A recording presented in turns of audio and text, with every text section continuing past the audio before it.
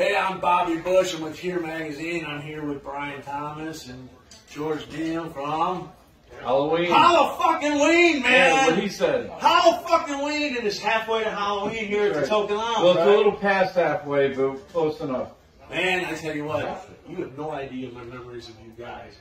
Blondies. Underage. How would we? Underage with Bob's fake photo ID from Woodward, dude, on the fucking pool table watching you guys. That's the way you do it, man, right? Yeah, man. You were one of the first fans, even though I was underage, you kind of took me under your wing. You wouldn't remember this for shit, but you're like, man, this is what rock and roll is all about. Both of you taught me that lesson. If it was bad, it was his fault. It was bad. He's an instigator. Look at that face. Look at it. What did you do to me? It was his fault. I followed his lead. We're going to go back to that. We have a guitar player escaping. That'd be good. Get on the camera and go for it. Come on. In case you guys haven't figured it out, there's really no rules in these interviews. We're just having a good time, taking it back to what music really is. And back when you go back to Don't Meddle with Evil, what was it? What was the fucking thing that set the record up? Can you even say it? Yes. Our message is easy to understand. Don't meddle with evil. Play it backwards myself, man. The message is easy to understand. Don't meddle with evil. This band kicks on. That sounds like Wasp meets Motley Crue meets who the fuck knows. Back then I didn't even know it, but it was Scorpions, right? And then it's just blowing you the fuck away. My dudes, the Scorpions. Like you guys just rocked it from going from Blondies to playing. Okay. No, you guys played all over the place, man. Come on. I mean, what was it like back then? It's always been a blast. I mean, that was like our startup, was the Falcon Lounge and Blondies on 7 Mile. And everybody played there. Slayer, Poison, Exciter, Exodus. We played with, Megadeth, King Diamond. yeah, like everybody played Blondies. Now you're at what, 40 years? 40 years in October, yeah. Holy shit, man. 40 years since Don't Meddle with Evil. It means we're old. I'm old too. Wait, what is your favorite? I mean, you guys put out so many killer albums, you know. For the longest time, I knew about your first 2 albums because it's all we can find. And all of a sudden, I see all these old guys with the modern technology. People constantly come up and go, I have your album. And I'm like, we have like 7 of them. But which one do you have? Which one? They're always talking about Don't Meddle with Evil. I don't know, man. It's hard to pick a favorite because that's like picking your favorite kid. Even though I only have one, I know the favorite. But I don't know. Each one is a different. It's like a different kid, to be honest with you. Don't Meddle with Evil has a lot of nostalgia. I mean, with that lineup, we struggled to start together, literally, and we all lived together, and we constantly rehearsed like almost every single day. So the music writing process was fairly easy, you know, and just all the memories from going into the first recording of Don't Meddle with Evil, because there's 2 actual recordings of that album, and we listened to it, and it wasn't up to par. So the orange tape I have, was that the first? No. One before. There's one that never came out. We did a demo up in Bay City, and we didn't have much money, and it was like a homemade kind of studio in an old elementary school. And I mean, the guy tried, but it just didn't sound like a record, you know. It sounded like a demo, and it was a good experience. But we were walking around our neighborhood. We lived in East Detroit at the time, and we were walking around the neighborhood. We found the disc recording studio on 9 Mile, and we were like, "Ooh, we can go in there and do this right."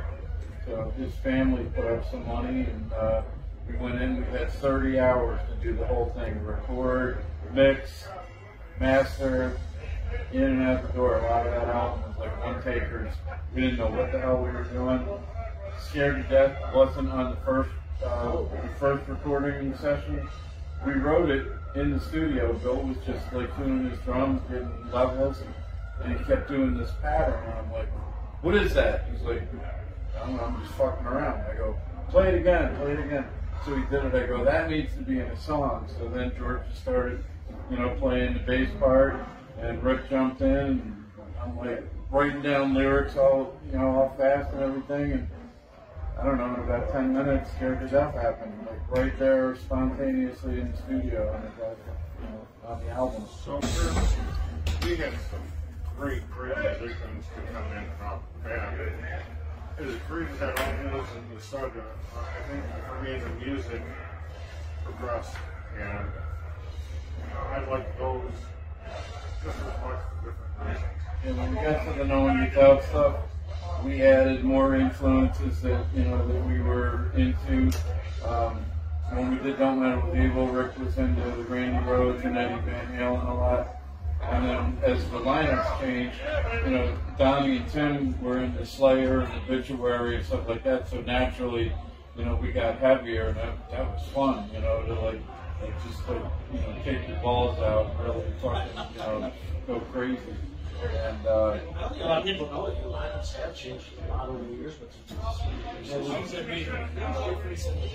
there's been like 30 people in and out of the band. Other big bands, right? Yeah. Your name's, what's the name for Spawn? What's your name? Billy Adams went on and played with Spawn for like 13 years, and Tommy Stewart, who was in the second lineup, was in Lillian Axe, Godsmack, Low Pro, Fuel, Everclear, Cody Lee, Lando, who plays guitar for Slaughter and Vince Neil now. So he was in a bunch of bands. And, back in the day, Rick toured with Humble Pie. I don't know what else. It's a big list. Yeah. It's a big list. I mean, how cool is it to be now for 40 years? It took them kind of the time of bars started at the just in Europe. Isn't something big? Yeah, well, and that's the thing, too. You start halfway to Halloween show for the 40th anniversary. We're doing Hardbows October 21st. And when we decided to do this one, I was just going to do some banners and we were just going to come out and jam and have a good time. But then the Germany thing went so well, and a lot of people saw us on YouTube, and they're like, oh man, that was so badass. So, of course, we had to bring a big stage show. And so this is the first time we've actually done this stage show with the pillars and gates and the cemetery fence and all. I don't think we've ever done this setup in Token. I remember just like, I know you guys got to get ready. I remember taking one of my hard rock friends, so it was actually related to one of the guys in the band. His wife was actually related to one of the guys in the band. I took him and one of my, let's say, the top friends to a show on Telegraph Road. The bar, like Taylor, downtown. You just Free Spirit. Yes! Yep. And then you had the stage show and you had the makeup and everything. I just remember his kid's words when he's leaving. You brought me to hell. My favorite thing about that club was dropping down from the ceiling because they had like a curtain that went up.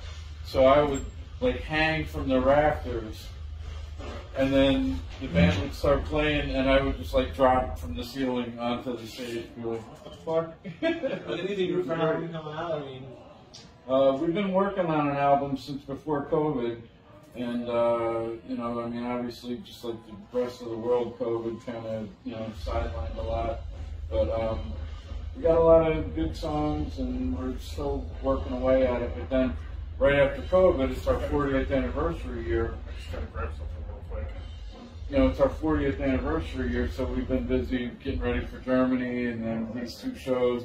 And then, we're going to Mexico and playing with Wasp and Queen Plague and Lizzie Borden and Armored Saint. And we know a couple of the other bands that haven't been announced yet, but we're not allowed to say.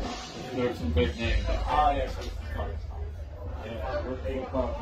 for taking some time.